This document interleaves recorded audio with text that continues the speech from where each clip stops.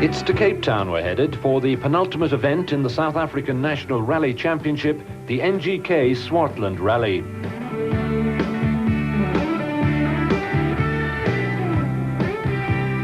With heavy clouds hanging overhead and damp weather forecast, Nick Duval and Guy Hodson have the honour of leading the 57-strong field of national and regional entries that this popular event has drawn to the Cape. But it's the local lads, Serge Damso and Vito Bonafide, who, having failed to finish the NGK mountain trial, find themselves fighting to retain championship honours from a determined Jannie Habig. Yes, fortunately, I think on the border mountain rally I should have stayed home. It wasn't my day. But I feel different this weekend, and I think should get everything together again. The car feels very good. I feel a lot of confidence in the car, and it seems most of the problem we've solved them out. The engine story, and that seems to be sorted out. So I'm sure the car shouldn't give us any trouble.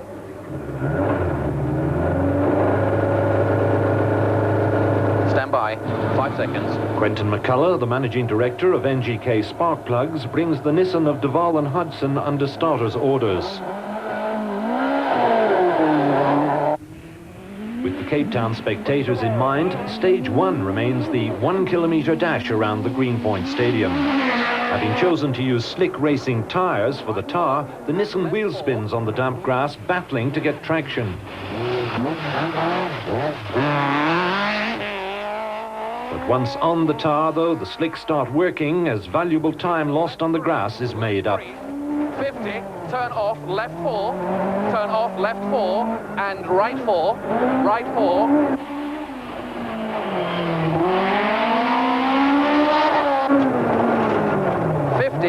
Right 4 over bump, right 4 over bump. Keep it going, okay. The second car on the road is the Toyota of Serge Damso and Vito Bonafide. Serge battles to keep the Conquest under control at the end of the grass straight, losing a few seconds in the process. Having sat out the last rally due to injuries from his West Bank crash, a recovered Sarel van der Merwe makes his presence known by clocking the fastest time over the stage, 58 seconds.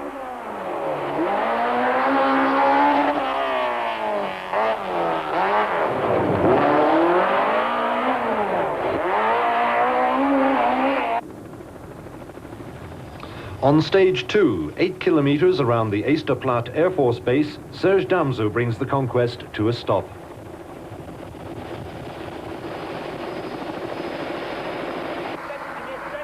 As has happened so many times in the past, the fuel injection rail is the cause of Serge's problems. As repairs are hastily made, the Ford of Sarel van der Merwe blasts past the stranded Toyota, which has now lost a full 2 minutes.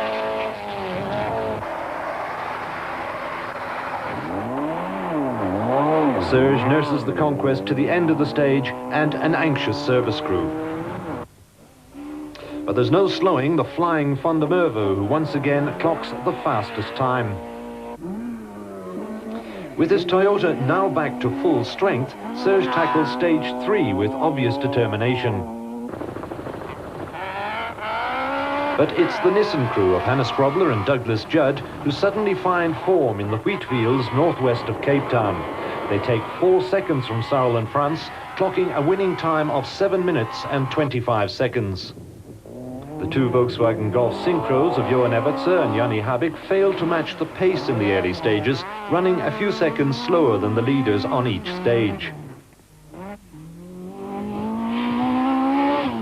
Enzo Kuhn and Johan Seeling in the second Class A Toyota Conquest experience exactly the same problem as teammates Serge and Vito.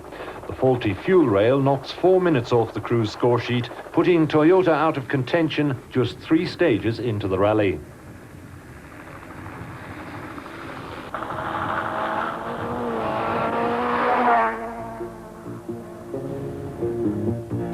Having won stage 3, Hannes Grobler and Douglas Judd go on to win stages 4 and 5, and suddenly Nissan become the team to beat. The Volkswagen saga continues as Jannie Habig, desperate for championship points, suffers a broken drive shaft in the gearbox. Jannie can only look on as the crew set about fitting a new gearbox to the Synchro Golf. On stage 6 at the Killarney racetrack, only 7 seconds separate Hannes Grobler and Sarel van der Merwe. Sarel attacks the stage, beating the Nissan crew by exactly 7 seconds. We took exactly 7 off him, so it means we're tying at the moment, yes. So this rally is actually going to start tomorrow in a very exciting state. I guess we're back to square one, yeah.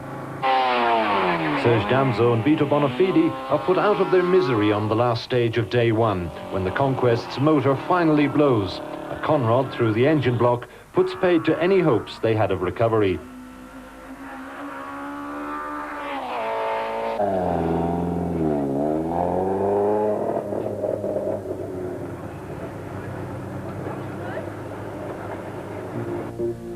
So, with 6 stages behind them, Sarel and Hannes are tied with a total time of 30 minutes and 40 seconds.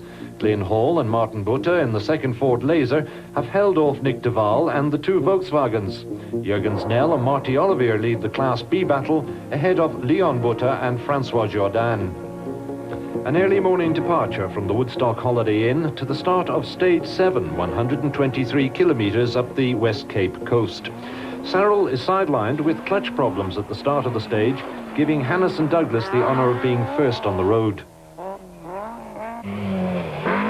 Aware of Sarel's plight, Glyn and Martin blast through the stage, the Ford honour now resting on their shoulders. Back at the start, the Ford crews are frantically changing the master cylinder on Sarel's car. But as time ticks by, Sarel and France are forced further down the field. Same time.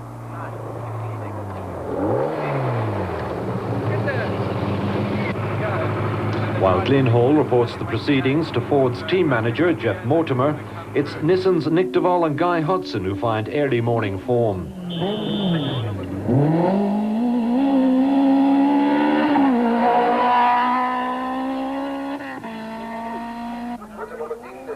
The battle for Class B supremacy continues into the second day, with Jürgen Snell and Marty Oliver only 13 seconds ahead of the leading privateer team, Leon Butter and Francois Jourdain.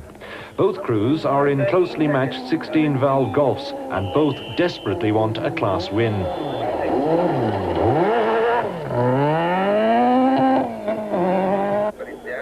Third in the class, and not out of contention, is the Uno of Paolo Piazza Musso and Neil Watt. They lie 13 seconds behind Butter. De Waal and Hodson win the stage in a time of 8 minutes and 12 seconds, giving Nissan management a smile and the hope of a Nissan first and second. Johan Evertse and Peter Cuffley emerge from the stage a gear short in their Golf Synchro. So while teammate Janni Habig moves on to stage 8, Johan must suffer the delay of a gearbox change. Having departed earlier, Enzo Kuhn returns to the service vans, a miss in the engine the cause of their anguish.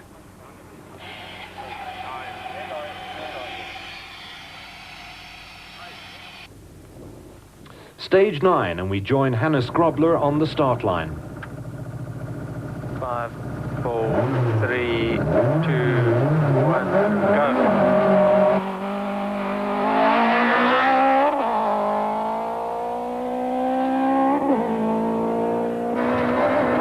Crossroads right and through again.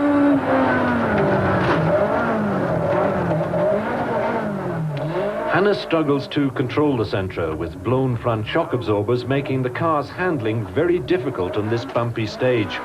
And the time lost keeping the car on the road is enough to put teammate Nick de Waal into the lead.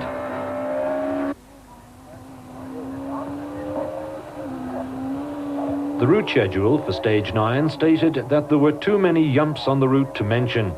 Hannes Grobler's badly handling Sentra handles them almost like a motocross competitor, becoming almost airborne at times.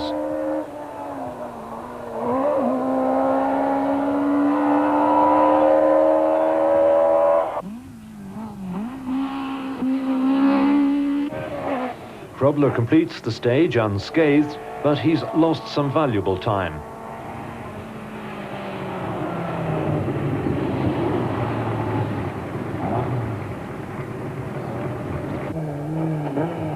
Yanni Habig needs to do well in this event, with the Drivers' Championship hanging in the balance. With Serge out of the points, every placing will help Habig's cause. They're promoted to 4th place when Sarel van der Merwe retires his Ford after stage 9, and the team pulled themselves up to 3rd place by winning stages 9, 10 and 11.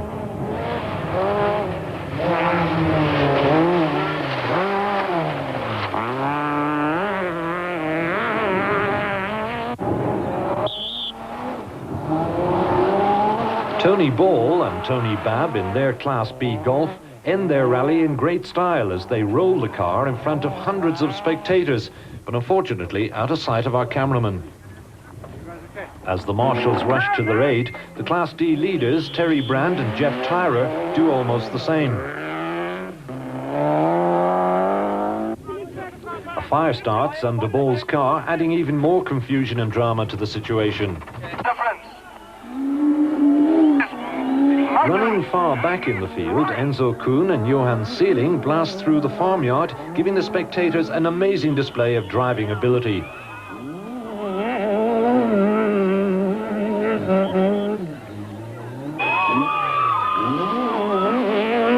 However, later in the stage, damage to the front suspension puts the Toyota onto the growing retirement list. So at the regroup, it's Nissan 1 and 2 with Nick Duval and Guy Hodson leading Hannes and Douglas. 3-stage wins promotes Yanni Habig and Mike Constable to 3rd place ahead of Glyn Hall. With 5 stages remaining, Nick Duval knows he has a fight on his hands, but the Sentra's onboard computer fails on stage 14 and Hannes retakes the lead for Nissan.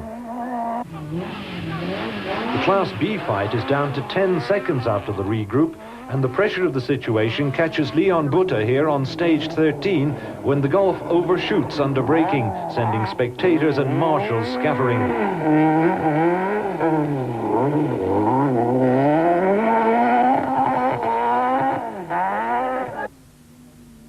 Driving virtually without contest in Class C, Peter Altersky and Alan Bissett have a 5-minute lead on their nearest rival.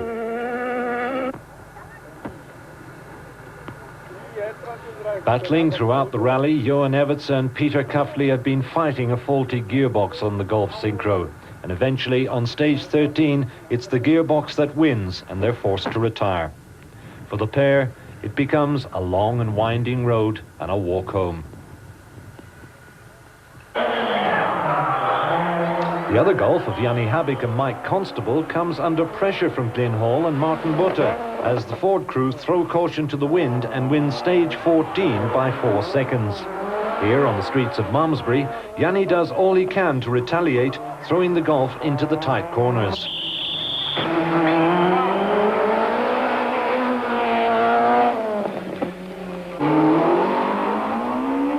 His efforts, however, are all in vain as Glyn Hall adds yet another stage win to his name and secures 2nd place behind Hannes Grobler.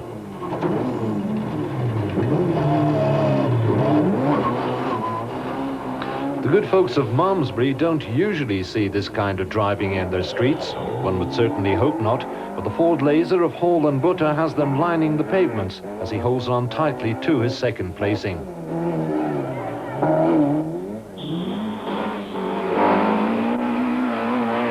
Habig and Constable now just have 8 kilometers of the Easterplatte Air Force Base stage in which to change the situation.